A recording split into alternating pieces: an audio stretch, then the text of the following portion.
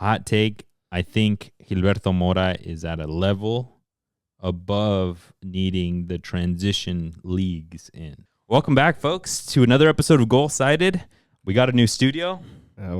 We got a new studio. Stay tuned. We'll talk to you guys more about the studio. We're going to go into Premier League, the U20 World Cup, La Liga, Liga MX, a whole bunch to talk about this week. Pardon the bad setup for now. We're working on it. It's under construction, and it'll get better.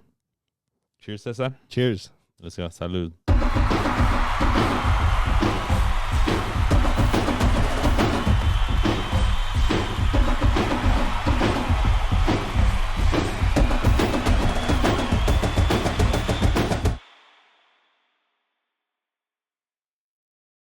¿Qué onda, mi Cesar? Ese Omar, ¿cómo andas? I'm good, brother. Just got an invite to go play right now. I know. Andamos ocupaditos. Ocupados, pero I mean, I know we've talked about like getting back into it. A ver si se llegan las oportunidades, have a bit more time and go Síguenme invitando, cabrones. Invite me todo lo que ustedes quieran. Nomás miércoles a las 6, 8 no puedo. No se puede. I can't. But no, I would love to get back to playing.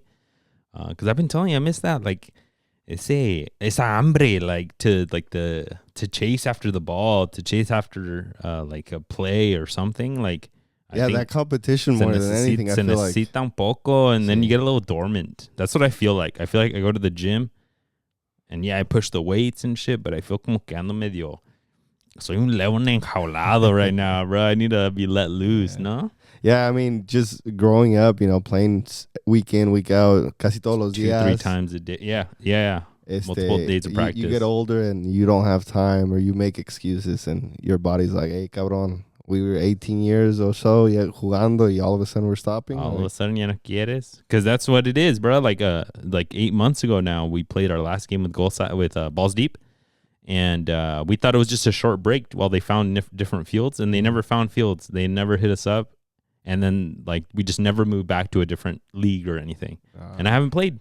We've done a couple of pickups, but that kind of went out the way because you started coaching again. So, yeah, unfortunately. But we'll get back to it, folks, porque quiero jugar. Invítenos, ¿ya vieron? We have some opportunities for some collab efforts to play some soccer and SF, so maybe we'll take it up on that. But welcome back, folks, to episode 167, like we said. Let's get right into it. Like we said, jam-packed. Let's get into U20 World Cup at first. Es lo más importante, the youth level. Sí, the talk of the town ahorita, todo Twitter, todos lados. Let's foster the youth, mi gente. The U20 World Cup is happening right now. Since the last time that we talked, Mexico beat Morocco in a pretty big surprise. Morocco sí como que metió a los malitos, ¿no? The subs? The subs, the B guys, So Mexico los agarró, medios dormilones. They did get a 1-0 win. A penal de Gilberto Mora, who has 3 goals, 2 assists. In 4 games now. In the 4 games. Yeah. 3 goals, 2 assists. Tied for the top with Benjamin Cremashi. Ex Inter Miami. He's playing for the U.S., right? And he's 20 years old at Parma now. Parma. But Gilberto Mora, wow, Jesus, to be 16, right? To be 4 years younger. 4 years younger. And be at the top of the goal involvements, basically. Goals and assists. That's pretty clutch on his behalf. Yeah, so Gilberto Mora gets the call to get the penalty kick that gives them the win against Morocco. Mexico moves on in second place. It gives them a favorable matchup. They play Chile. Chile got second or third in their group. And all hell breaks loose on social media before the match, because apparently some of the players from Chile, mainly the players, were talking a little bit of smack about que they were going to beat Mexico, que it was papita, some media outlets put out a picture, a AI generated picture of making jam with Gilberto Mora. Yeah, making fun of his last name or making a play on it. Additional to that, the players start talking smack, saying que they don't care. They don't care about these superstar players that Mexico has. They've never heard of them. Y luego que no sé qué, que les iban a repetir el 7-0. Jeez. Was some of the fighting words that they had. And Mexico shut them up on the field. Como se debe, right? Como showing se debe. it on the field, showing who was the better team. Some celebrations were a little bit passionate. And I think I didn't know about the off-field drama that was going on. No, yeah. I mean, it definitely got personal. In the first couple of goals, no lo vi mucho. I mean, Tayel Jimenez, getting right into it, he scored in the 26th off of a beautiful assist again, the Gilberto Mora. Beautiful 1-2 off of a long ball right into space. Jesus, the spatial awareness that this kid Mora has. Exactly. Para saber that he had dos a la marca and that they both went after him. That means Tayel's wide open. Déjatela aquí con una cucharita. Yeah, and cushioning in it, right? Yeah, literally with a pillow. And Tayel with a beautiful killer strike a lo grande, a lo grandecito. A lo nueve. Like a first division player that he is, puts it away. And then what I meant, he didn't celebrate it como que así muy enojado because he held up Mateo Levy's jersey. He got injured last game, right? So apparently he's really at risk to not play the rest of the tournament. So huge kudos. Tayel keeping it fair play. No tanto hablar, no tanto weedy, but también being like, hey, we're up. And then Iker Fimbres gets the second goal. They go into the half 1-0. Iker Fimbres gets the second goal off of a really like weird play right outside of the box. He's going side to side. Y luego nomás como que la cucharía. Yeah, it kind of reminded me of that Rashford goal that he did against Newcastle, where he's kind of like not necessarily looking at the goal, kind of in a weird angle, and just smacks it. And this was like 20 minutes after the second half had started.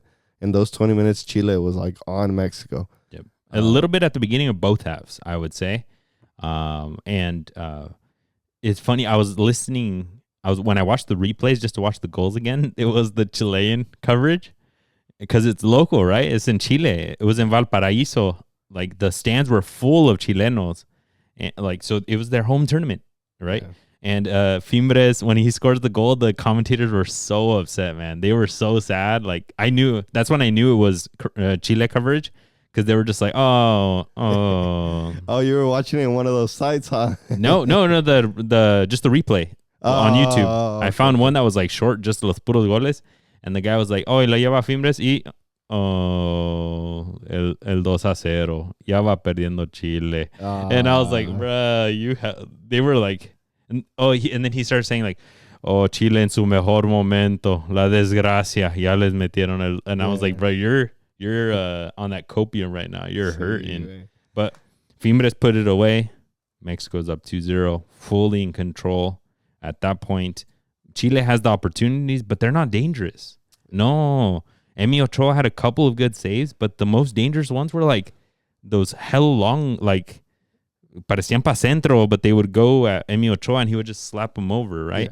Yeah, one of those where like, se pasó al portero y now has to recover. Con las dudas, just slap it over, right? But I no le vi peligro a Chile. Like, yeah, Emi had like 2-3 saves on the ground, good ones, but nothing out of the ordinary that I was like, oh, Emi. Yeah, or like hitting off the post or just getting a good play on one of the Mexican players. Like, it just felt like Mexico was in full control. Even though Chile had the ball, they weren't dangerous at all. Yeah, I didn't feel like the 1-0 was that much in contention. I had a lot of confidence in especially that mid de Mexico que se iba a aguantar. Thankfully, they did, and they started counterattacking. Así salió el gol. And then los cambios empiezan a entrar. Sacaron a Gilberto Mora at that point. You're up 2-0. Sacaron a Figueroa. Sacaron a Tayel Jimenez. You just refresh the team. And then it's Cambero's time at that point. This dude lights up the pitch when he comes on. Electric. Great at finishing now, we know. And I'm wondering, like, ¿pa qué metió Padilla those first couple of games instead of Camberos? Mm-hmm. Like, this is the superstar. Yeah, and I mean, como dijiste tú, like, Chile dejó los espacios, and somebody like Camberos was able to capitalize. He's fast, he's agile, he likes to dribble. And some of these plays were very, like, I don't want to say childish, but very simple, where they would just dink it over them or just having these direct passes. It just looked like the quality for Mexico was there, even with those changes. Yep. Like, como que no bajó esa calidad. And that's why you see Mexico was able to score these two other goals, making it 4-1. And that's the big thing in this youth level, this U20s level, is that Mexico has the players off the bench to be electric. The players that came in, Amaury Morales had 2 assists. Yeah. And then Hugo Camberos comes in, and we know he's about to light up the game. And he puts up 2 goals. Finally, it reflects on the score sheet. Even Osvaldo Virgen, the striker that came in, he's good for Toluca on the first team. So, like, you're like, all right, damn. We got some good minutes coming off of the bench. So, huge kudos for them. Iker Fimbres, I would like to shout him out. He came in. Golazo, but then also he wasn't starting the first 2 games. It was El Way de Dundee Garza, right? Yeah. And just by his sole presence, being a really good box to box, being everywhere on the pitch, being really aggressive, he won the spot. So much so that now Arce switched. Instead of having like a 8-8, they now have like a 6. Now Vargas and Montiel do the work behind him. They let him go free, and I like it. Okay, I like it a lot more. That leaves Gilberto Mora up there, kind of just roaming everywhere. Por todos lados. Tayel de 9, Mora right around him. Fimbres, maybe almost like a 3-4-2-1 almost. Like Fimbres and Mora were really close together, así, and they're just moving out de ahí, no? Yeah. Mora loves going to the left much, right? He loves being on los costados. Yeah. So I think this is cooking. I love what he's doing. Ojalá le salga bien, because now they got Argentina. Yeah, I mean, just watching Mora, because especially with this team, se mira que ese güey nomás sabe dónde estar and where he can be dangerous, and he has like that aura in him. Like that really different player that we haven't seen from Mexico. We've seen like the Diego Lainez who can dribble. We've seen the Chino Huertas as well.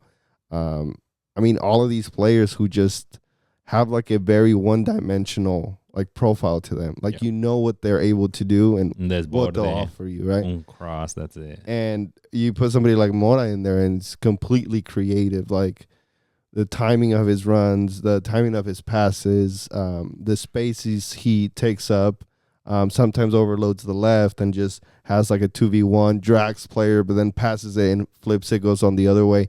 And that's how the Fimbres go. No, this was the second one. Fimbres was, yeah.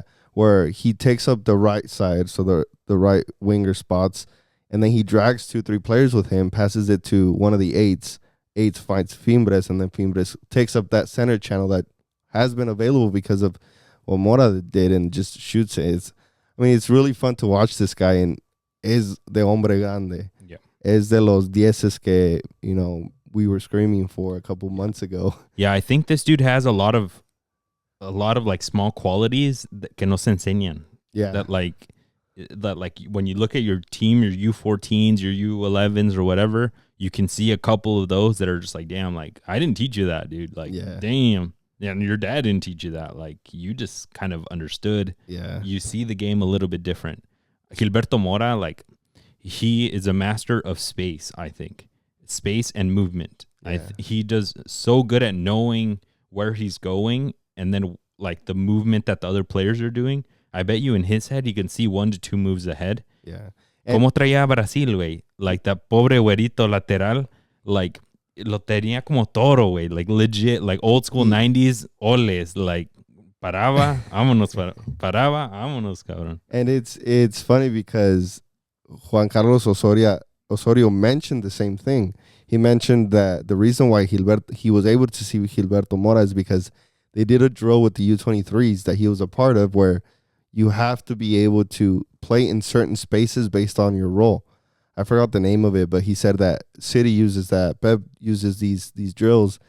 And he said that Gilberto Mora did really well and does even better when he has players around him who understand the same game that he does. Mm-hmm. And it's all about that space, all about that movement. And yeah, I mean, Gilberto Mora is like, I know we hype him up a lot and we hype up Mexicans, but like when we talk about generational players, he's definitely one of them. Yep. And I don't think we've seen a player like him since Rafa Marquez. Yeah, I mean, here we've been pretty pessimistic about a lot of Mexico talent, right? The mid that Mexico has. I'm a huge Edson hater, lover and hater. You're a big Charlie hater. You're the biggest Orbelín hater, right? So, like, también repartimos madrazos para donde se necesite. But, like, we've talked about it in the past, like, Mora it kind of gives you the vibe like you're just overhyping this kid. Yeah. But then he shuts you right up. Like I've tried to like pull back and be like, bro, no. And then I see him with Tijuana and he lights up these fucking players, but no lo puedes ver. You can't stop him. And players who are like 30, 28, like players ya establecidos que saben jugar fútbol. And these guys, their game plan, the Chile, they knew ahead of time. They were making jokes about it. Their one task was to stop Mora, right? Everybody else.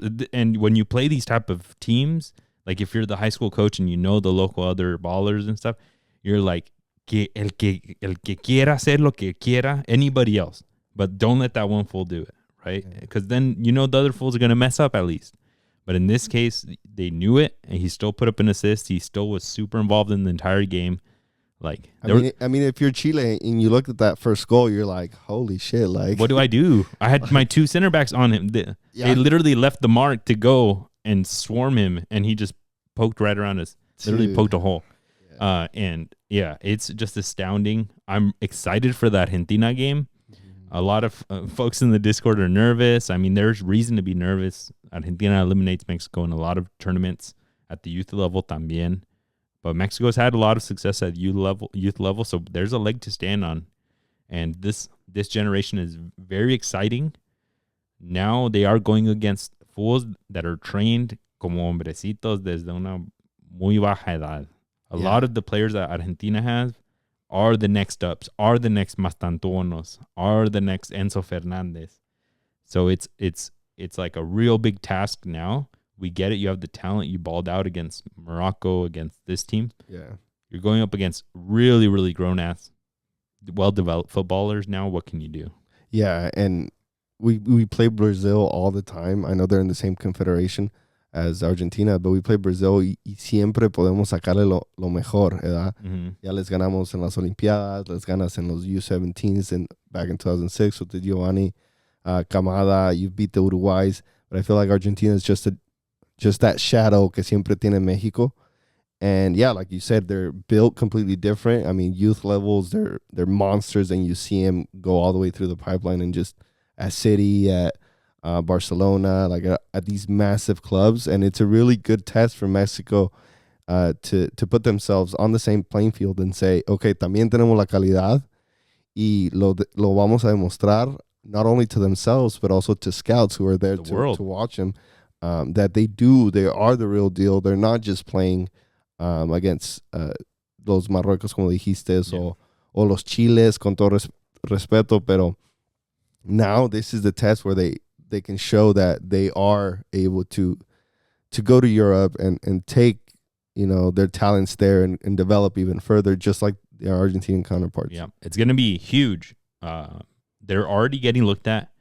All of a sudden, hopefully it's not getting to their heads. From the videos I've seen of them, they're turning up at the hotel room, sanamente. Right. Do you see the video where they're pulling up with Chiquito Sanchez? I find that so cringe, to be honest. Why? I mean, they're being little Mexican fools out there. I know, bro. I know, but for me, it's like, hey, cabrón. What were they listening to? La Chona or some shit? No, like something hella paisa. And then el güey de Chivas, no, Camberos, Padilla said he loves to warm up to the song de Soy Mexicano.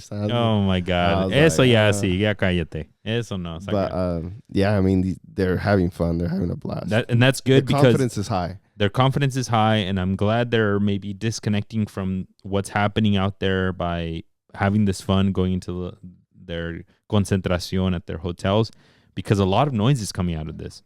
Obed Vargas being linked to freaking Bayer Leverkusen, or Montiel being linked to like Sevilla and a bunch of other teams, Camberos being linked to Sevilla, Barcelona, Real Madrid, Arsenal being linked to Gilberto Mora. Yeah. This is a lot of noise. It can get to your head, especially going up against your biggest challenge yet.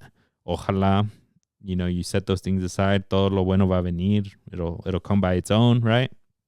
So that they can get to it and give the best pelea against Argentina. Yeah, and talking about that, Santi Jimenez put up on his story saying paso a paso, like celebrating their pass to the quarterfinals, but also reminding them, at least trying to remind them, hey, Todo a su tiempo. No hay peda ahora. Paso a paso. No vayan cuando cumplan 21, si se quieren empedar en Leverkusen, pueden. Pero México no es 21. En México es a las 18, a las 12. Vamos a ponerles 28. Mejor. No, sí. You saw the Marco Fabián fake tweet thing? Nah. That they were like, hey, no se preocupen, Gilberto Mora, nunca vas a ver una caguama porque yo me las voy a tomar todas. Eli Gulli, todas, por favor. Yeah, todas. Nunca lo quiero ver con Marco Fabián en la calle, No, ni se me acerquen. Yeah. No, I saw Paquedeos also did a video where he was chugging a bottle and he's like, pa que no se lo tome Gilberto Mora. I was dying. Yeah, his dad keeps saying que he has a limited screen time whenever he's in Tijuana. Yes. I mean, no se les olviden, he's 16. Yeah. Tampoco no es tan... My little brother is 15. That's what I'm saying. Crazy. Tampoco is not crazy that he has a good parental figure, at least still present right now, por lo menos, right? Because he is 16, way. Yeah. He'd be in segundo, tercer año de la prepa at the high school. Like... Bro, our moms were up our asses at that age, right? Sí, so también, like, this guy's still a kid. Hay que dejarlo disfrutar. Ronaldinho had a big eye on him, and even he said, this guy plays with joy. You're right. Feliz. And he's like, y es lo que nunca tienen que perder, la felicidad. And I was like, bro, to get shots from Ronaldinho, Jesus Christ. Yeah. For him to say that, I mean, not only to hear that, just anything from Ronaldinho, but to say that you play with joy, you're just on the moon, dude. Yeah, so va a estar un poquito cabroncito against Argentina, who won 4-0 against Nigeria today. Maher Carrizo, their kind of top player today, 19 from Vélez Sarsfield, already valued at 15 million. Jesus Christ, Vélez, I'm dead. Yeah. I mean, Mora, to be fair, is valued at 20, but I don't think another Mexican's valued at 15 or close to that. Alejo Zarco, their striker, is at Bayer Leverkusen. Wow. Already. How did they even... Did they do a GoFundMe o cómo llegaron? En pañales ya los mandan de una vez. Álvaro Montoro, 18 years old, is already a Botafogo. Yeah. Geez, what are you doing in Brazil, my guy? Go back. You're underage. Oh, no, they're 18, I guess. But yeah, I'm telling you, van a llegar enojados esos cabrones. And you know, when the game plan for Argentina is stop that fucking 16-year-old, they're going to try to stop that 16-year-old. Whether it's clean or dirty. There's no ifs, ands, or buts que le van a meter un madrazo a Gilberto Mora, one of those tempranitos, para que agarre. Sienta, Pero yo tengo confianza. I have the confidence that Gilberto Mora lo va a tener así también. Ole, cabrón. Yeah, that was really good with feints. Have you seen his feints? Yeah, bro. Dude, he's those so body. smooth. I'm telling you, he knows that space. He's like, bro, nomás le hago así y se van. You're just like, Jesus. No, yeah, I think it's gonna take a really great game. I wouldn't say a perfect game for Mexico because I think podemos llegar al tú por tú, but it's gonna take a great game for them to move on, especially sin ataques cardíacos like penalties or something. You don't want those. But I think the little things are going to be big. Fernando Arce, who do you put out there? Because también nobody's saying it's your mastermind. Yeah. Nobody le está diciendo eso a Fernando Arce, that you're Pep Guardiola out there. No, bro, you're just putting the right pieces, but don't fuck up. Yeah, he's probably under the most stress because like he has the full weight of like Mexico, and ellos fallan against an underwhelming team, it's all his fault. Yeah, if they would have not picked it up after Brazil, it would have been all his fault because this is a golden generation. Se les está diciendo right? But like que no salga with like Padilla all of a sudden starting, puts in that fool from Monterrey, Bustos, the center back, when Pachuca had an amazing game. Yeah. Like, put out your best 11 y todavía te sobra. Camberos off the bench has been light, like amazing, right? But sometimes you put those fools at starters y luego sacas al güey que no te resulta de sub, right? Because imagine you put him in and then you take out like Fimbres or something, right? Fimbres off of the bench isn't the same as Camberos off of the bench. So that's one of those things. I know he deserves more minutes than starting probably because of the goals. But también sometimes, my guy, you did amazing off the bench. Do it again for me, please. Yeah, I know. Big task for him, but just putting the best out there and knowing los cambios, ya los conoces. Yeah, you're 5 games in, and this will be your 5th game. No te vuelvas loco. Don't try to do something different when what you're doing has been working. Yep. But I also want to give a big shout out to Emi Ochoa. I mean, more than anything, just being solid and creating that confidence in your back line is really good. And also his footwork. I don't know if you saw his footwork. Hizo una vez agarró un balón donde la pasó all the way almost to the half. Duro, al pie, abajo en el piso, like beautiful. I think he was also involved in the first goal. He started the play after like 20 touches when they scored. So yeah, big shout out to him, and I want him to. No tienes que debutar en Cruz Azul. Te puedes ir a Europa. Ya tienes los 20. Yeah. Go and develop over there. Hopefully, this gives him big shouts to go over there and bring Cruz Azul some money, because at the end of the day, that's the only way you're gonna go. Right. But yeah, it's very tough for him to debut because Kevin Mier doesn't look like he's leaving anytime soon. But that's dope because he's probably learning that from Kevin Mier. Yeah. Ponerla como un guante, ponerla wherever he could make a rain out there. Big shout, yeah. And I mean, to be fair, he does have El Conejo Perez there at Cruz Azul. The GOAT. And maybe that's the backing he needed to start this World Cup and have that opportunity. He's been doing well. Yep. Shout out El Conejo. That's my guy. That's my dad's GOAT right there. That fool will not shut up talking about El Conejo Perez. On the other side of the coin, tomorrow we have the U.S. versus Italy in their next round.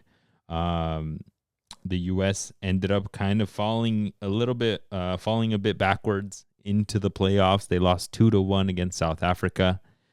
It was a bit of an alternate lineup for the U.S., so eso sí se los dejo. No matter what, they passed in first place of their group.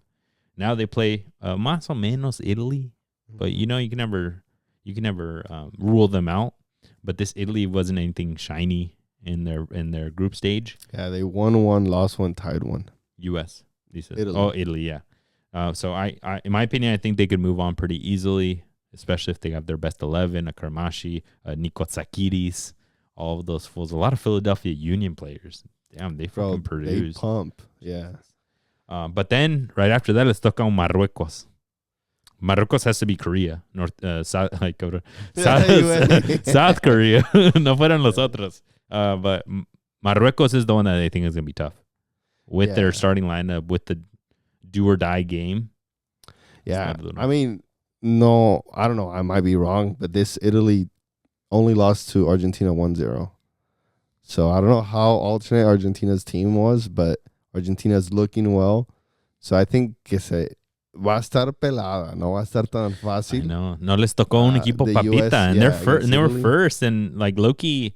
No, yo no le vi mucho a Chile para decir que que Mexico, they got a tough opponent. Y más como pasaron, ¿verdad? So it's a bit of fortune that the U.S. gets a lower seeded team, but it ends up being Italy. Yeah. Like, this is nothing to play about. They got some players that are already starting in first division también. Yeah, but if they do win, I mean, they have Marruecos, like you said. Marruecos is subcampeón de la CAF, right? The Africa, so it's gonna be tough getting past them. And then once you get past them, I mean, you're in the semifinals, and that's where I'm telling you. Like from the Mexico side, like I'd be looking at it like, wait, nomás necesitamos 3 more games. Argentina, a semifinal, y ganar la final. 3 partidos we can win. Let's go, you guys. Come on, right? Pero también lo de Estados Unidos, to have in Italy, to then have a Marruecos, to then have a freaking Japan, or freaking... France or Norway. Or Norway, Jesus. Like, and Norway's been pumping kids. So, like, theirs is tougher, in my opinion, than what Mexico just went through and what they will go through. Yeah. Especially because Marruecos was winner of the group of death, right? Yeah. And on the other side of the coin, on the other bracket that Mexico would play, Spain or Colombia, I think, is that side of the coin. Yeah. And Spain ya le empataron con Mexico, but they look good. And then Colombia is like a local opponent, similar style, Latin American style, right? So what was the score of Mexico? Spain, was it 2-2? 2-2. And then with Brazil was 3-3. Or 2-2 Brazil también? 2-2 también. Ay, güey. Así es la vida. C'est la vie. Pero ya se asentaron los mexicanos, in my opinion. Ya se asentaron. So huge shout out to them. Hopefully they get this going. Cesar, I'll ask you a couple of questions that are going through the Twitter machines. Okay? Gilberto Mora goes to Europe. What's your ideal team? ¿Para dónde? ¿Para dónde quieres que vaya? For me, it has to be a team like PSV, Ajax in the Dutch league, or a team like Borussia Dortmund, or a team like, even I mentioned this in the Discord, even Real Betis with Guardado being there. I know he's not playing anymore, but just being in that system, I know it wasn't good for Diego Lainez, but Diego Lainez is a completely different profile than what. Yeah, it gave him the tools to do it. He just couldn't capitalize, right? He had the minutes, he had the opportunities. But just being in Spain también, le ayuda mucho a su estilo de juego. Yeah. But my first choice definitely is like that middle step and then going to the bigger leagues. Hot take, I think Gilberto Mora is at a level above needing the transition leagues in. I agree with the transition team in, like not necessarily going to Real Madrid like Mastantuono or Barcelona like Vitor Roque type of vibes. I see like big hitters, big stress. You got to deliver right off the bat, kid. Vámonos. But like I don't have love for the Dutch league anymore. No lo veo igual. PSV and Ajax are getting wrecked every week by like Dutch team. No, by Danish teams, by like freaking Belgian teams. So ya no lo veo igual. Feyenoord's not the same beast since Arne Slot left, so I don't even see 2-3 good teams there. I ideally would love them to go to maybe Porto, Benfica, those teams. See, that's where I don't think that league suits him. I think it suits him perfect, and they get good Champions League minutes, and they get huge exposure. If you're going to go to Portugal, you might as well go to Dortmund. Dortmund produced Bellingham. I love the German league, so I put German, Portuguese, Spanish, La Liga, Premier League, obviously those two at the top. I think más accesible lo veo La Liga. I think he could go into a Villarreal and pop off. I think he could go to Sevilla, Valencia. Those teams that are trying to get back into top 5 greatness in La Liga, make that league stronger. I can see that happening soon, especially with Matias Almeyda. Sevilla's looking good, and he repays his debts. He loves his Mexican players. So I would love him to go to one of those teams or to Porto, Benfica only at the top of the Portuguese league because they play Champions League. They are there fighting for it. They have good name coaches. Benfica, they just got Mourinho back. I would love him to be under Mourinho. But I don't love the Dutch league. The way that I look at the Dutch league is that I think it's a transition there if you're not ready for the other leagues. And I think this kid's ready. I think this kid is ready. I don't see him like, it's not one of those things he goes to Sevilla to the U23s. I see him on the bench of the team. Y lo mete when I need a game changer, and you're just like, whoa, and you leave him in. Y para la otra, ya le quitó el puesto of the 35-year-old that's been there, right? But to the Dutch league, I see if they sent Tayel Jimenez from this team, because he needs to learn how to be a forward, proper European forward. Right. A defensa, go to the Italian league to go learn to defend, or the Dutch league to go be up against some big ass forwards, right? Pero un medio que ya le sabe, he has way more of the base work that you need. I'm like, bro, just skip that level, because también the players I think that go to the Dutch league is, para mí, they have it sets a cap of how good you could be. We've had some great players, Salcido, Guardado, but I think Mexico has to aim for some of their players to be at the Mastantuono level, which allows them to get to Rafa Marquez levels. So basically a Rafa Marquez route, right? I think that's a different route that I think the Dutch league doesn't give you that. I think if Salcido would have gone to a bit more of a better league, I know he went to Fulham, but they weren't great. I think if Guardado would have gone instead of La Coruña to like a bit of a stronger side, I think we wouldn't get relegated. I think we would have gotten a bit more of a better development from him at a younger age and just a way more colorful career. I get the logic, yeah, and maybe you're right, and maybe at the end of seeing him at the end of the World Cup, the U20 World Cup, maybe he shows enough to convince me and say, okay, este está para los que mencionaste, a un Sevilla, a un Villarreal, a un Real Sociedad, a esos equipos. But I still think you got to treat him as a true, like, youngster. Like, you have to treat him like an 18-year-old que va a ir y a lo mejor come banca por 6 meses y luego lo meten y enseña lo que trae. But this is like that's why this is like the best Mexico's had in a long time. It could be the best Mexico's ever had at 16, right? Like at this point, there's a lot of people asking, is he better than Vela? Is he better than Gio dos Santos? I think those dudes were. I think those dudes were maybe an escalon still above that, because I mean, definitely together. At least that generation was levels above this one. No matter if this one wins it, I think it's still a different. And it was U17, so it was different, right? But Vela and Gio, they were epic. Gio was already at La Masia. Vela immediately was like, you're going to Arsenal one way or fucking another, right? Yeah. So like, if he's in that conversation, I'm just like, dude, eres grandecito. You play like a grown ass man. Go out there and show what you fucking got then. Because like, también Santi Jimenez, bro, low key wasted his time at Feyenoord, bro. Like, now we're seeing that he needs to learn how to play in Serie A with big boys.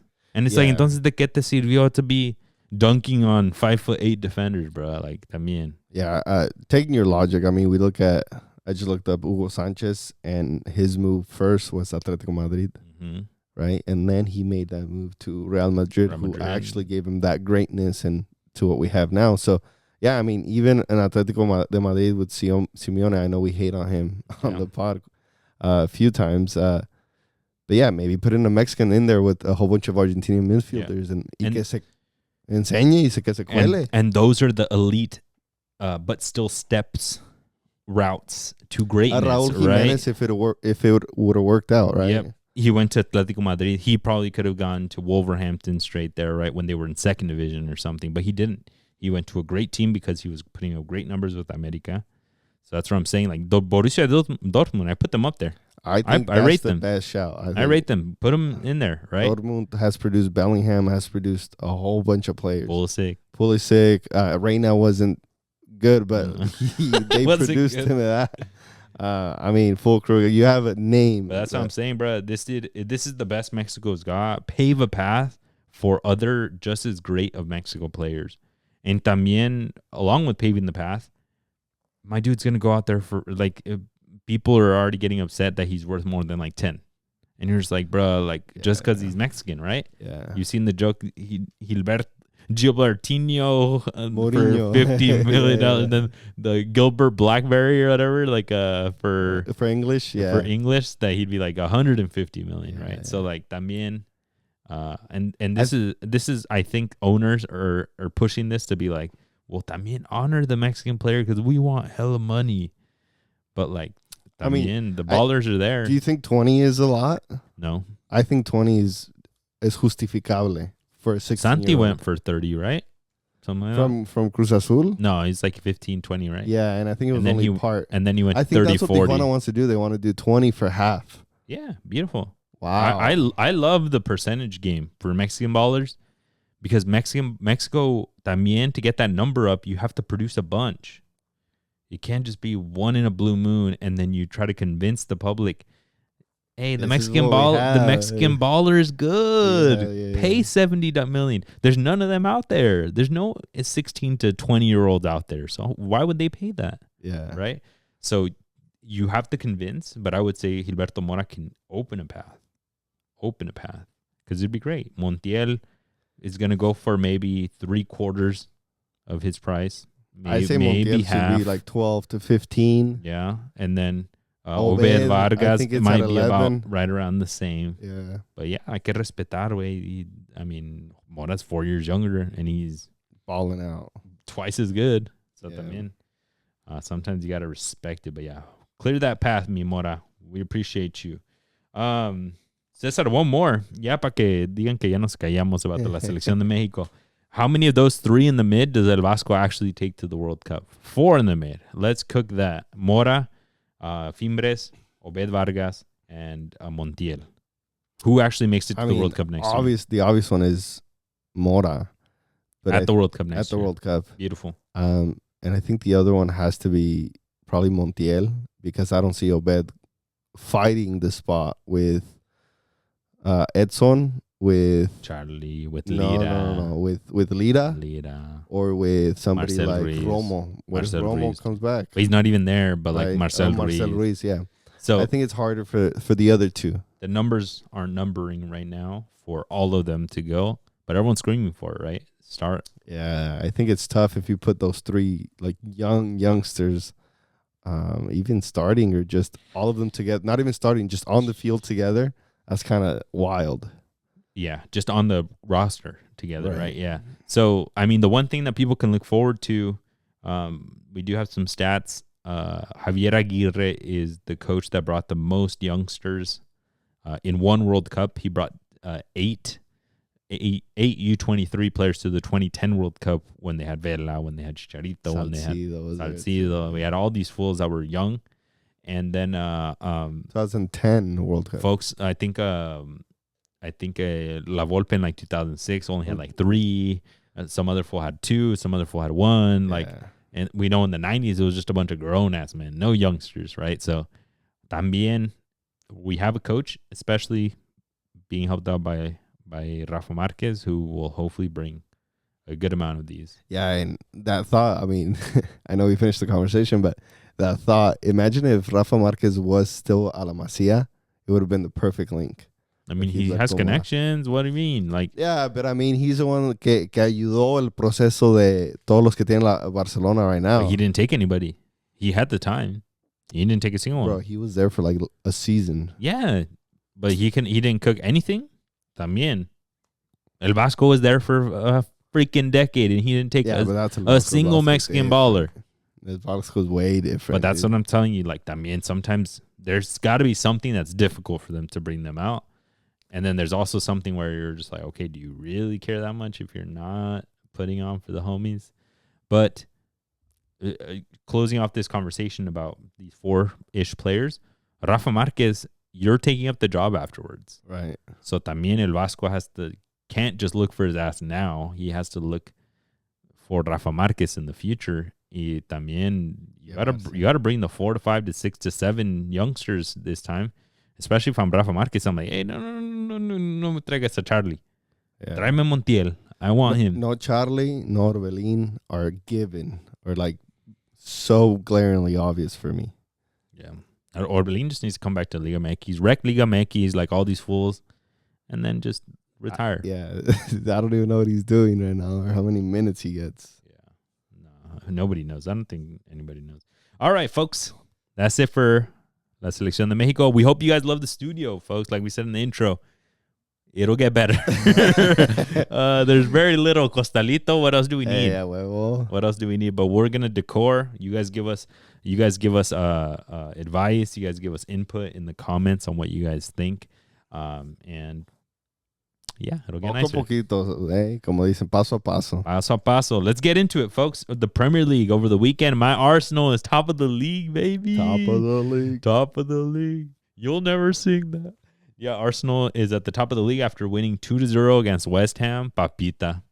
I know West Ham are one of the contenders to get relegated. Arsenal, them and Wolverhampton. But Arsenal this year is doing good with the Papita games, which I'm excited about. Remember the who was it? Southampton, yeah, where they lost to. No, they tied. I saw that. I was like, huevo. Like those games this year, como que se ve mejor Arsenal, which gives me the vibe. It's the squad depth. We got something. It's the squad depth. They are injuries, but they have squad depth this year, man. To be able to have Martinelli coming off the bench. Eze now solidifying himself.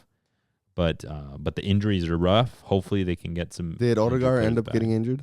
Yeah, I think it's a ligament. Wow. So it's going to be a while. Tough. But yeah. Ni se la pasa Odegaard anyways. I know, but they got the players now. The depth. Right. They got Hincapié.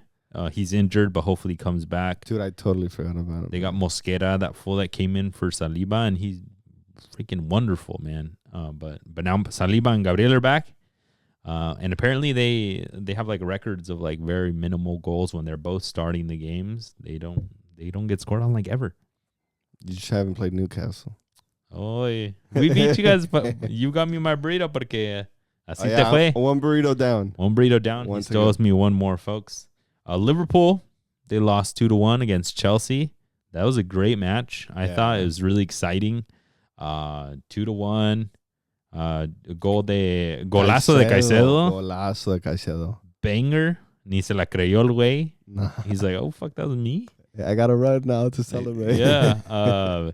And then the 2-1 Estevao, 2 South American freaking wonder kids. Enzo was involved, and then Cucurella was involved. Estevao finished it off. Garnacho played. I know, that was low-key booty. That was weird. No, I was going to give him shouts. Oh, you were? Yeah, no. I was just going to say, like, there's no end product to I can get why you think he's booty, but, like, he's not on the scoreboard. He wasn't on the assist or anything. But he started the play to Cucurella, who went down line. Cucurella is so really good right now. He's really balling. That wing of his is all his. And then he whips that bad boy in, and then Estevao, I don't know where he gets that colmillo from, but he finds a way to put it back in the back of the net. Yeah, that was hella young. ¿Cuánto tiene? 18, I think, 19 18? Maybe. He didn't even go to Brazil, huh? To what, the U20s? No, those fools are graduated. Him, bro, like, let's go. No, they're too good. Mastantuono tampoco, because they're fighting for their lives out there. They're fighting for their lives, for their spots, right? Their teams are not going to give them up, so mejor se quedan. But they get their 2 goals in. My big question to you: does Alisson save those goals? He's out. They got that Georgian keeper in. No, Alisson doesn't save the first one, definitely, and then the second one is just one of those low crosses. Yeah, it's too hard. The goalie has nothing to do there. You don't think so? No. The first one was a screamer. Yeah. It's one of those, like, it's pretty far. The keeper get to it. The first one? Mm-hmm. No. I mean, he had all day to shoot.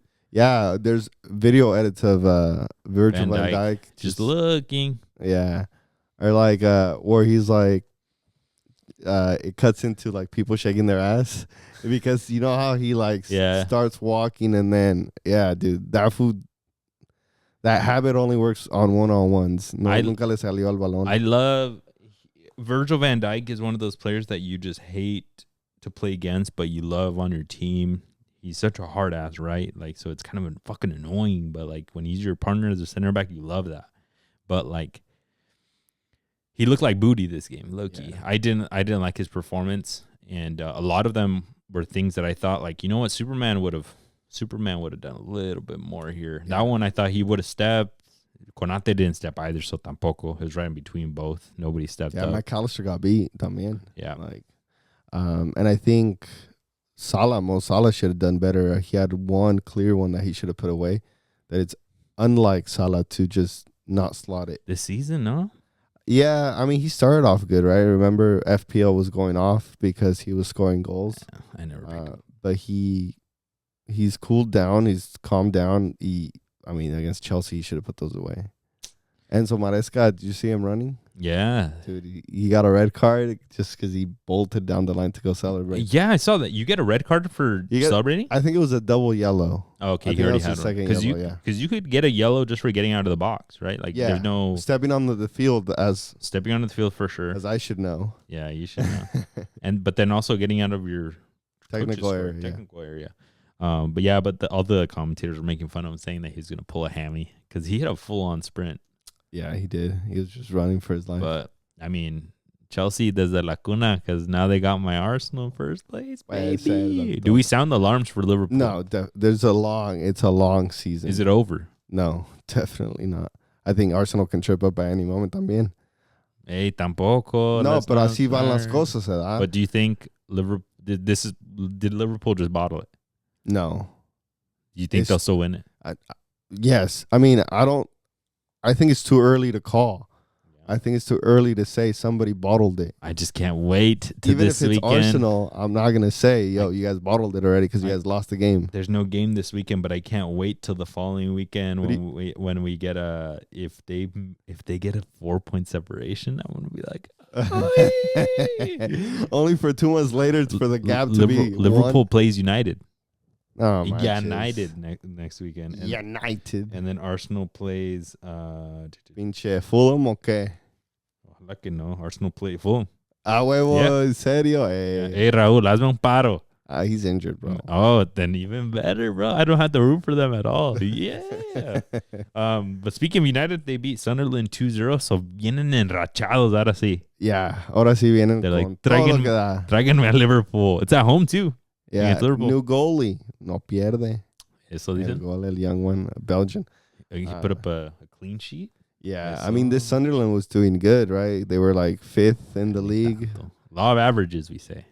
Yeah, but I mean... Todo lo bueno se acaba. West Ham... What goes up también must come down, dicen. Laws of gravity. Lo tú vas a mirar. What goes up must come down. The Arsenal. Arsenal has the most points in league in 3 years. ¿Y de qué les ha servido? Entonces, ¿con qué lógica me dices que they're not going to keep going up? They have the most points in 3 seasons, nomás que le ha tocado la maldad de City, Liverpool time. That's it. O la pinche sal. Pues que no se les da a las cruzazuleadas. I'm telling you, law of averages para los malitos. Okay, so you're saying, based on law of averages, that you guys win this season? Yeah. Team. I have confidence Arsenal's going to win this season. I have confidence you guys will be top 3, but I mean, still think...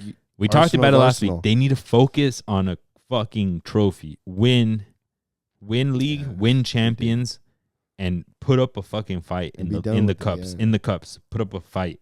But you have to prioritize that league because Champions League, once you get into cuartos, it's a fucking coin flip, right? Y si no te toca ahí and you gave up a little bit too big of a lead, it's over. Yeah. Right?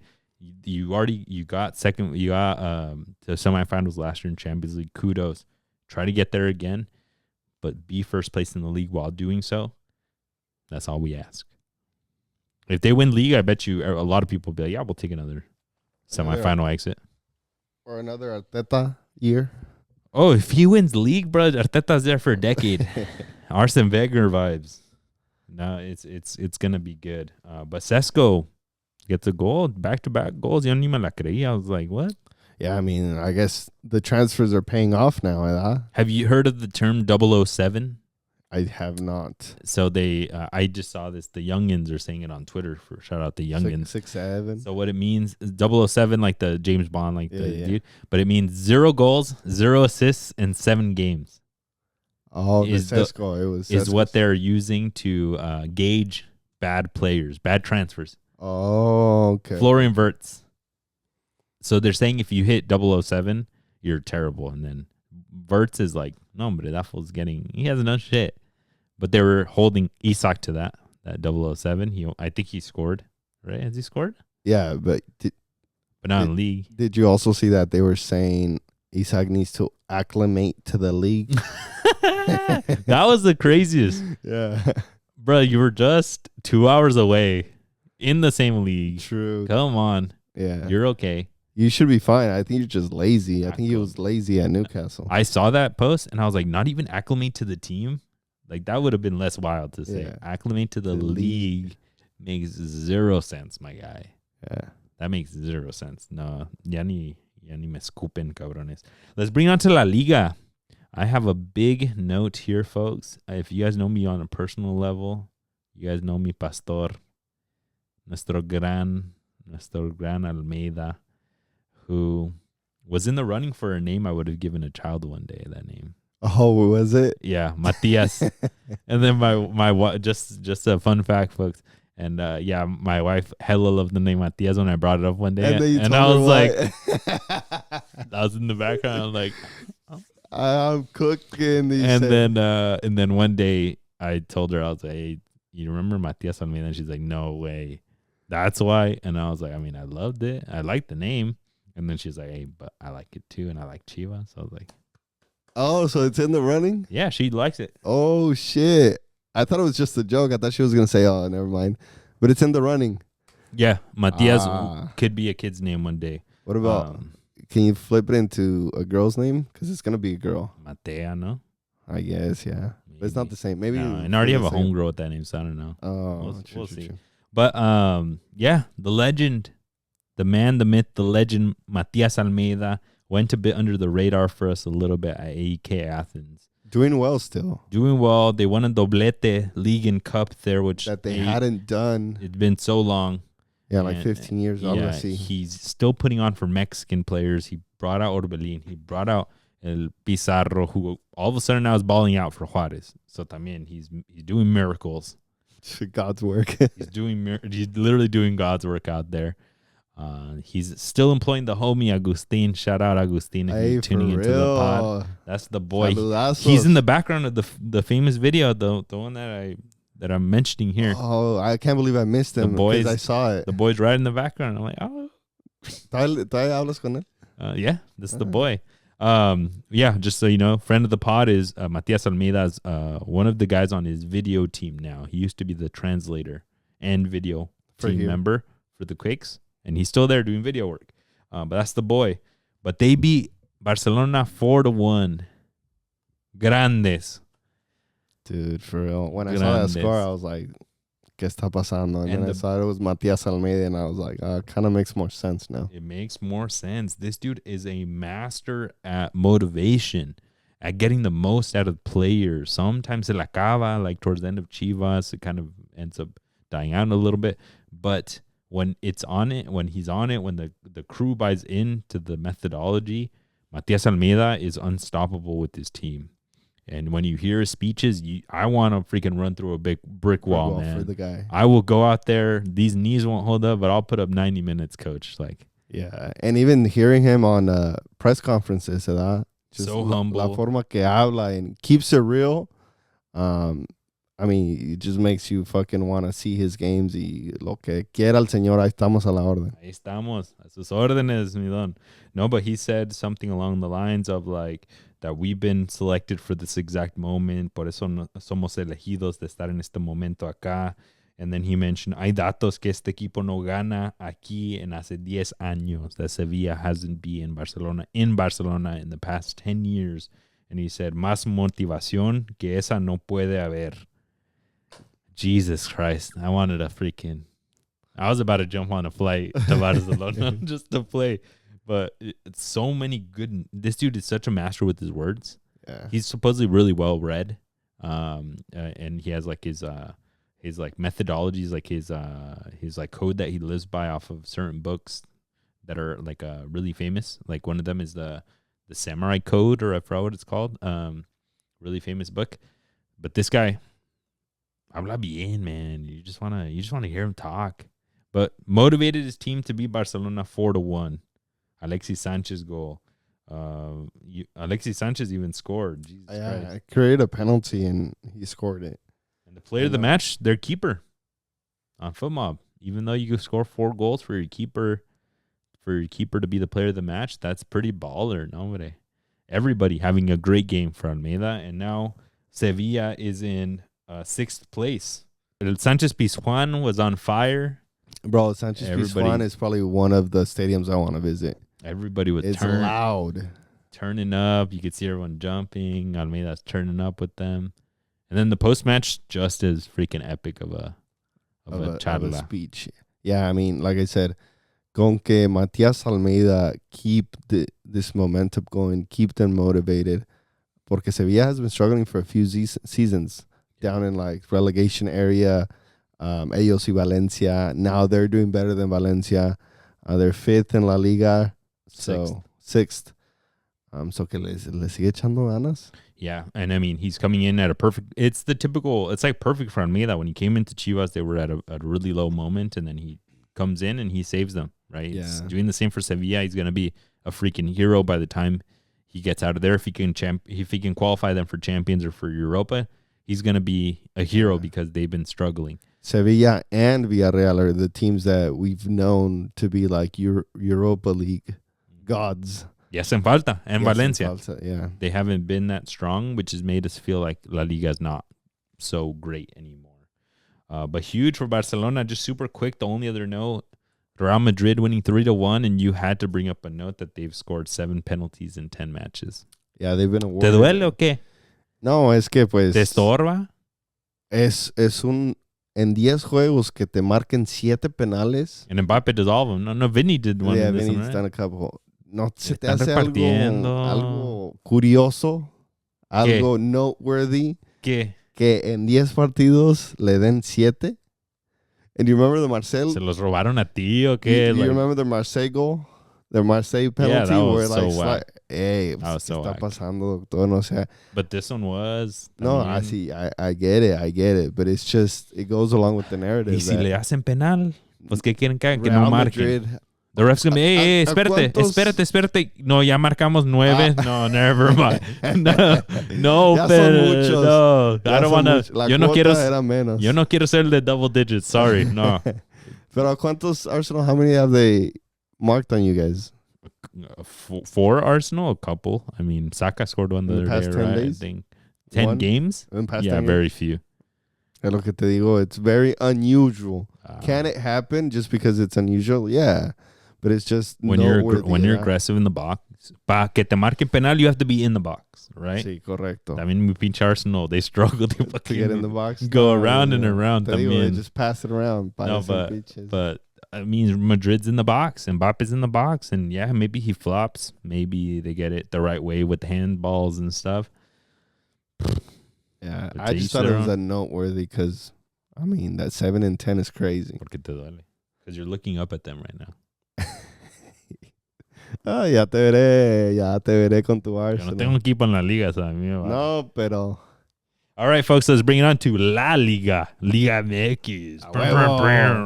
Chivas. My Chivas de mi corazón. They win 3 in a row after going into Ciudad Universitaria and winning 2-1 against Pumas after the game gets delayed again. Porque ahorita está pegando unos aguacerazos en la Ciudad de México, folks. Zacatecas también, If you guys didn't know, our summer is rainy season in Mexico. So as you know, summer going into fall. You know how right now this feels kind of hot some days. Same thing in Mexico. It's an elongated summer, elongated rain season. Usually by the November-ish time, se calma la cosa. It starts getting a little colder. Yeah. But it's tropical, right? It's technically a tropical area. But yeah, Chivas' game against Puebla got delayed. Now here against Pumas, it got delayed like 30 minutes. But not bad. Puebla was longer, huh? The Puebla one was like 2 hours. Yeah. I was at the gym and I was like, yes, I get to watch it when I get home. And it didn't end till like 10 here. But Chivas, that's the one thing that people are saying, that their record is great in super waterlogged stadiums. Híjole. Like the water is terrible, but they're balling out. The America game, I think it was wet too.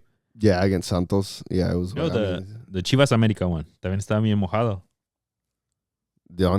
Oh, yeah, it was. Ya no te acuerdas. No, the second ya goal. No te acuerdas no te acuerdas que jugaron. Oh, they played. Me acuerdo que son tricampeones, pero... Nosotros Penta, ¿qué onda? No, hace 40, 50 años, no manches. But La Hormiga gets a goal in the 55th minute, and he is balling out. 6 goals on the season. The top actual Mexican goal scorer. Who's the other one? Berterame is second. I think he has 7 or 8. And then Joao Pedro. I'm just kidding, folks. I'm not racist or anything. And then Joao Pedro has 9 goals. And then Daniel Aguirre from LA, California. From LA, he scores a late goal, and folks are saying Footmob says he's from United States. What's going on here? He's American. He's from LA, like literally. I thought only Mexicans. Es mexicano, ¿no lo ves? Es más mexicano que el mole. No, people are so, it's not like, it's backhanded compliments. People are like, hey, why does everyone make a lot of noise about Cade Cowell not being Mexican? But nobody says that about Daniel Aguirre. Yeah, dude, swear. Something tells me that I know why. Porque sí está prietito el guy. Sí. Pero, con todo respeto. Pero está chulo, metiendo goles. Sí. Cade Cowell's not scoring? Jesus. But desde los Quakes, he hasn't scored. Never. But huge shout out for Chivas, who's moving up now. They didn't move up spaces, but now they're a stone's throw. They're a couple points away. If they win, they could go all the way up to 6th. I know. And then look at us. Look at us now. Who would have thought? Who would have thought? You guys were barely under Juarez. Vámonos. We're moving. Juarez also doing really well. We're moving. And Chivas play Mazatlan. They still play Atlas. So Mazatlan. We got some... We got some good points to be had. Cesar, before we move on to your Huilas, La Hormiga, Didn't get called up for the national team. I mean, do you like that? Do you not like that? ¿Qué onda? Just wrong timing. I mean, if he had done this last season, entonces tiene más claim to getting called up. Do you know who took his spot? I do not. Who did? Bertrame. Pues. So on record now, please tell us what you feel about the document. Cut it right here, and then we'll come back. No, I mean, Bertrame, si dice la ley que es mexicano, pues es mexicano y he deserves a shot, especially if he's doing well. I didn't like it with Funes Mori or Fayez Mori, but I mean, because that fool was straight up like not putting up numbers. Right. He was at the tail end of his career. He immediately went and took a huge fucking nosedive in the career. Yeah, but Bertrame is at his peak. Yeah, and if he's scoring and if he's going to help us score against a Serbia or against a Spain, it's 6 months' time or lo que quieras or 8 months' time, then it was worth it. But it's just really hard. We can't predict the future. Lo único que podemos decir es he has the numbers now more than Hormiga. Okay, we'll give him a shot. Porque that's the fair thing to do.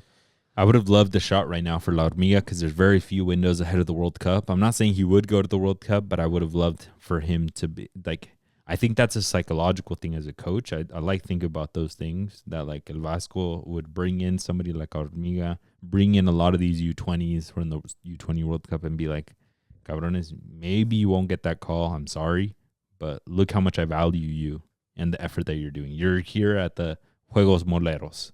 Yes, they're Moleros. But, like, I value you. And I would have loved that for La Hormiga. Yep. You already saw what you needed to from Bertrame, right? If they're fighting for, like, the fourth spot, right? I mean, it's Santi, it's Raúl Jiménez, it's Henry Martin, and then it's, in that same bunch, Henry Martin, Bertrame, Hormiga, right? I think that third spot is what's up for grabs. Yeah. But Henry Martin and Bertrame do have that, like, half a step further than La Hormiga, but I mean, Hormiga still has the December window to show what he's got. He has to keep performing. He has to put up these goals, assists, be influential, even if you don't get the stats. Para enseñarle al Vasco y a Rafa Márquez that he has to have an opportunity right before the World Cup. Yeah. Speaking of Henry Martin, he's out again. Okay, well then maybe that's he didn't play this past weekend again. No, hombre, ¿qué le trae o qué? No se soba. No se echa proteína. No se echa baby oil antes de los partidos, lo que dicen los veteranos, los chavorrucos, you know. Luego le mando mi sobador de San Juan, que se vaya para que soba caballos, no. Le echas aceite a caballos. Vámonos. Yeah, I mean, it's just tough for Henry ever since, I think the original one was the Achilles or the something with his foot, and he just hasn't been able to recover. Cuando andas tentado, no te salen las cosas. Yeah. 3-0, they still won though. Yeah, Aguirre, Rodriguez, Cervantes. I mean, America's looking Cervantes. Well. Banger of a goal, by the way. Are you kidding me? Blast from the past. Are you kidding me? Against his old club, right? For real.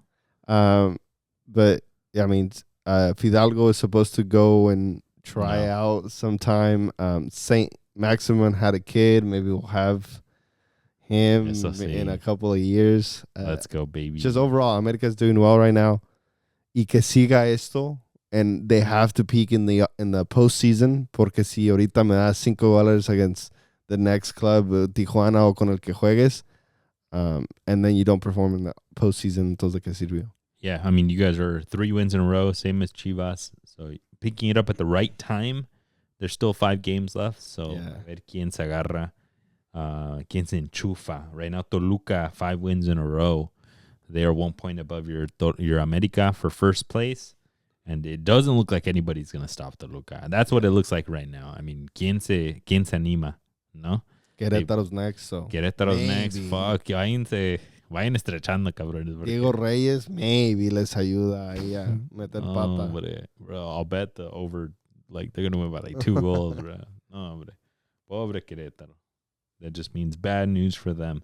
But Toluca, last Wednesday when we were doing the pod, they won the Copa de Campeones, I think is what it's called. Sí, they don't sponsor us. I don't care if I get it wrong. So whatever. But they beat LA Galaxy. What an honor. I know, one of the worst teams in MLS. What an honor Carson it must have been to have come de compras. Yeah, That's shopping, they come to sightseeing. I won some silverware. No big issue. They're probably mid-game, like talking, like, "Oh, hey, wait, vamos a ir al Hollywood sign. Después, ¿vas a ir? Oh, sí. Oh, vamos a los Trejos tacos, eh? Yeah. Let's go. That's what they're going to Gucci, bro. Yeah, I mean, just these trips are not it, pero yeah, whatever. They were down most of the game, and then the LA Galaxy players were getting choppy. Do you see that? I did not. Diego Fagundes, who's half Uruguayo. He's from Austin FC. I forgot what other teams before. I don't care. But maybe he'll be on the pod one day, so maybe I should care. But he scored a penalty. They were up 1-0. They were up most of the game. And then he was chopping. He was freaking talking it up like that smack. When he scored, I think he celebrated a little bit hard. And then se empezó a hablar in between plays. They started pushing with each other. And he speaks Spanish, right? So he was getting into it. And por eso dicen que no hay que hablar hasta que se acabe. Hasta que se acabe el juego. Because the last 6 minutes, Toluca scored their 2 goals. Gabriel Peck in the 83rd put the 2-1. LA Galaxy looked like they had it. I saw the notification come in, and I was like, ay, güey, Toluca's about to lose. I was pissed. I was like, ¿cómo que van a perder? Against last place in MLS? That's where I was like, they're not trying, bro. Yeah, that's why these games are sometimes really weird because I don't know. Like, I don't know if they're actually trying or not. So I don't even care. And you know we hate LA Galaxy here, so like that hurt even more. And then the last 5 minutes, como que el Turco was like, hey, let's go. Yeah, what the heck? And then they freaking turned it on all of a sudden. 2 goals. De Romero. The first. Both of them. One of them was de Romero. One of them was Ferreira. I don't know why it says Romero. Oh, okay. The third one was the one that Helino whipped that motherfucker. That was a banger of a pass. What a freaking, like, I can't even, like, my hip would have broke. Like, he, like, legit, como se puso y le dio un pinche, boom. Right in front of the goalie, too. Like, el goalie no pudo hacer But you look at the ball, though, and that thing, like, boom. I was like, how do you do that? Like yo no aprendí eso. Yeah, dude, it was crazy. Pero lo celebraron a lo... haciéndole cositas a los del LA Galaxy. Yeah, and that's when they started getting into it again, because Fagundes, ahora sí dolido. ¿Para qué andabas hablando? ¿Para qué también? Para que se te quite ahora. Hay que aprender sus lessons también, ¿no? So, yeah, a nice win home for Toluca. I'm sure they got a little bit of money. They probably went and spent it all at Gucci. You know, a Dior, lo que quiera la doña, ¿no? Sí, para llevar para la casa, pues. ¿Qué quiere la mamá? Early Christmas presents, shopping. A la mamá algo de Coach, sí, una little carterita. Algo para su cumple. Al Don, lo vas y le compras, I don't know, algo unos shoes. De la swap meet, ¿no? Al Don. Hoy, no. una cobija del tigre. Sí, yeah, no, el Don probably wants some nice shoes. Sí. Así. De tela de verdad, dice de allá de Estados Unidos. No, but kudos to Toluca for winning this Mickey Mouse trophy. Had some fun. Mickey Mouse for sure. All right, folks, that's what we got for you guys. Let's bring it on home with some games to watch for you over the weekend. Give me some. Let's do it. So, international window coming up. We got Mexico playing against Colombia. Can Mexico look good y como que asentándose ya con la base de most of the players who will be going to the World Cup. And actually take advantage of these games and have them like a practice game, so that because you didn't have a qualifying round, so these games are really important for Mexico. For sure. I got Mexico in the U20 World Cup against Argentina. Very, very, very much must watch. We're going to be a little bit busy on Saturday is when it is, but maybe we'll have it on there así al ladito, just watching, maybe peditos a little bit, because we got to watch. Yo no. Hay que apoyar que gane México. Taking it to Liga MX Femenil, you got America against Tigres. Tigres is in first place. America's in third, respectively. But these games, Tigres is the best team overall, both offensively and defensively. Just ask Leon. They beat him 9-0. Leon is like mid-table. America's coming off of good wins. I think it's 3 wins in a row. So it's going to be a good match. Usually Tigres has a better hand over America. Pero hay que apoyar a las chicas del América. That's crazy that Tigres won by that much. After they just sold Ovalle. And they still are putting up those numbers. Jesus. Pobre León. I got Flamengo versus Botafogo. You know those leagues in South America do not stop. And this is an amazing matchup. It's called Clásico ja Rivalidad. Clásico ja, because the D is the J, right? In Brazil. I don't know, it's dude. Clásico ja Rivalidad. Clásico de Rivalidad. I see. Yeah, it's like the big rivalry derby, I guess is what they call it. But it's going to be a good one. Venga mi Flamengo. Yeah, and we're going to take it to Europe. I have Norway against Israel. And for obvious reasons, venga mi pinche Holland, como si fuera Honduras. Métele unos 9 pepinotes a esos güeyes. Let's go, Norway. I'll also keep it in the Euros. We got Spain in the qualifiers. We got Spain versus Georgia. Que se agarre Georgia. Georgia's trying to go to their first World Cup, so they have 2 big matches coming up. The other one is a little bit more manageable, I guess I would say. But if you can get some numbers up from Spain, that's gold. And you can get yourself towards getting Kvaratskhelia at the first World Cup for them. Yeah, and coming off of having good Euros with Georgia. So hopefully we see him here in the States. Not in Atlanta, maybe, no? Hey, Georgia playing in Georgia. All right, folks. Well, we appreciate y'all for tuning in. New studio, like we said, it'll come together. We promise. Maybe it might take us a little bit, but we'll decorate. Let us know, what you want us to put up here. Any ideas? We're open to that. Lo que ustedes piensan nos dicen, and we'll talk soon. Peace. Peace.